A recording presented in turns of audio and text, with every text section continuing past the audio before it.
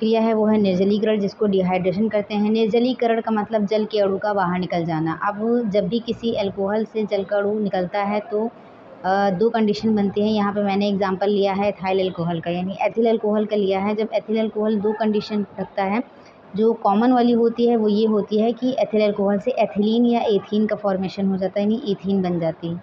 अब होता क्या है, एथिल अल्कोहल को जब आप 140 डिग्री सेंटीग्रेड पे गर्म करते हो H2SO4 के प्रेजेंस में, तो बन जाता है डाईथाइल ईथर।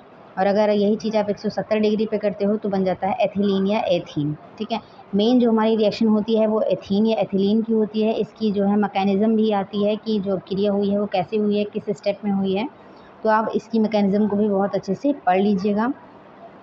हमारी नेक्स्ट रिएक्शन है हाइड्रोजन हैलाइड। अब हाइड्रोजन हैलाइड का मतलब क्या है, देखिए हैलाइड जो होता है हमारा कोई भी हैलोजन हो सकता है। अब हैलोजन में भी हमें ये ध्यान रखना होता है कि ऑर्गेनिक केमिस्ट्री में हम एफ और आई को प्रेफर नहीं करते हैं। आई का जो साइज़ होता है वो बड़ा होता है और एफ का साइज़ छोटा होता है, और दोनों ही अलग अलग तरीके से रिएक्टिव होते हैं। इसलिए जो होता है हम मॉडरेट वालों को प्रेफर कर लेते हैं, जो कि Cl और Br होता है, यानी क्लोरीन और ब्रोमीन होता है। तो यहाँ पे जब भी हम किसी अल्कोहल की रिएक्शन किसी हाइड्रोजन हैलाइड के साथ करते हैं तो हमारा हेलो एल्कीन बनता है। यही इसका मेन पॉइंट होता है कि हैलाइड से रिएक्शन कराने पर हेलो एल्कीन बनेगा। H2 हमारा बाय प्रोडक्ट होता है। इस सब क्रिया के लिए ज़रूरी क्या है, Zn क्लोराइड का होना, यानी जिंक क्लोराइड का होना, जो कि एनहाइड्रस होना चाहिए। और ये सिर्फ HI के साथ नहीं लगता है, बाकी सभी में ये अभिक्रिया करता है।